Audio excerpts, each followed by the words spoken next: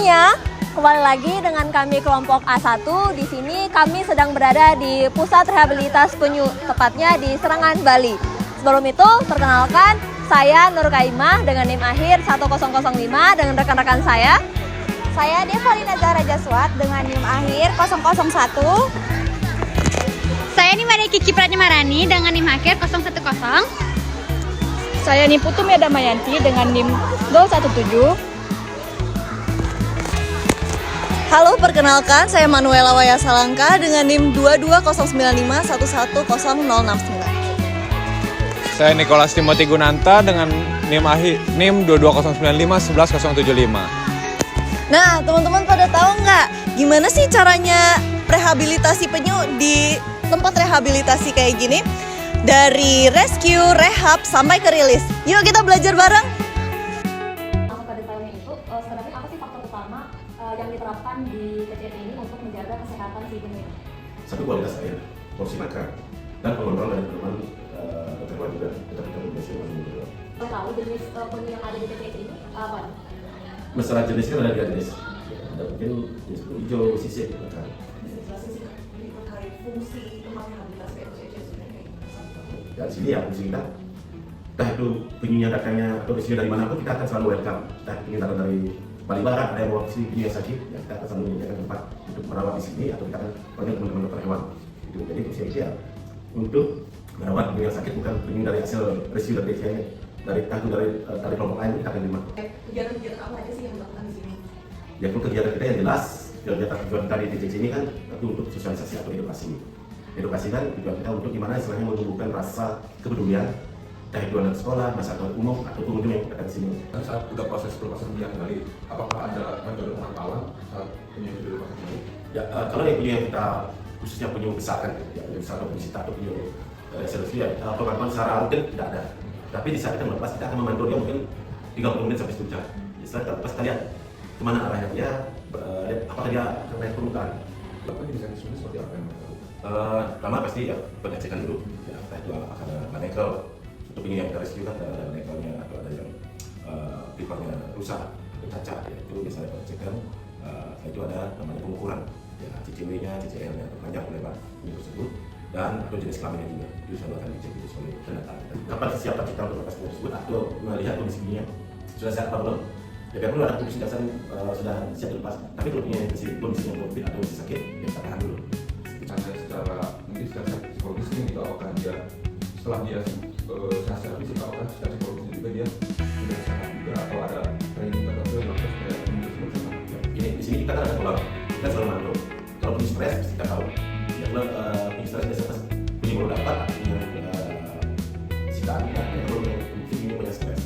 Kita tahu pola penyu yang terlalu kayak berontakan, nggak bisa diam, itu dia masih berusaha stres. Tapi setelah di sini yang kita bisa kita semua fokus.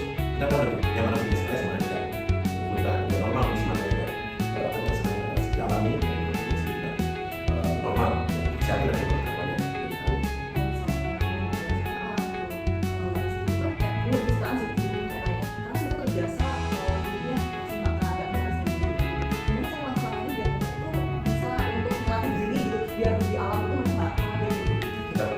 Jadi kondisi normal ya, kemungkinan penyu itu apakah sifatnya dari hasil pemeliharaan. Mungkin orang bisa melihara yang kita betul-betul cuma tahu aturan ya, tahu aturan ya. Itu pasti penyu kenapa dia sampai boleh berkala besar, berbesar besar. Pasti dia kebiasaan kasih makannya apa pasti ikan atau udang. Ya jelas untuk tahu sih tidak. Untuk kondisi penyu peliharaan yang yang masih terbaik ya kita pantau terus sesuai dengan kasih makan. Nah, setelah itu ya kita bersihkan terus misalnya.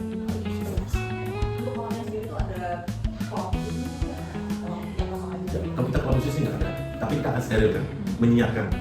Dan sekarang ada 18 kolam. Ya kan mungkin semua terisi. Ya mungkin kalau ada penyu yang kita rescue, kita akan siapkan 1 kolam. Yang jelas pasti bersih. Kalau misalnya pelepasan kayak gitu, misalnya saya datang di pantai, kan berarti banyak orang. Berarti pelepasan di pantai itu biasa malam kan? Jam berapa? Ya kalau pelepasan di pantai ya, ini biasanya kita standarkan sebelum matahari menyengat. Pagi atau sore sebenarnya. Dan mungkin belum matahari mungkin sore jam 5 atau jam 6 pagi. Mungkin jam 7 atau 8.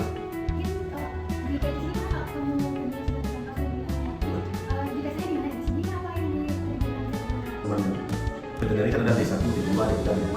D3 ini kan katanya ke D3 ini ya, bukan D1, D2 nya. Ya D3 ini udah mati. Ini mati tapi masih bisa kita melakukan tindakan pembedahan divoksi. Yang D4 ya itu harus dilakukan pengumpulan atau pembakaran.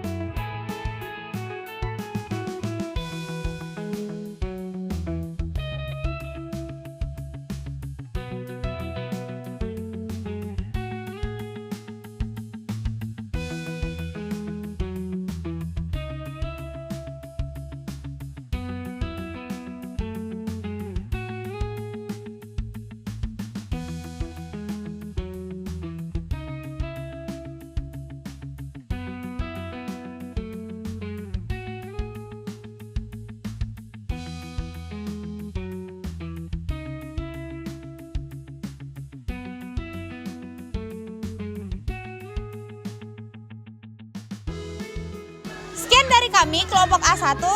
Sampai jumpa lagi.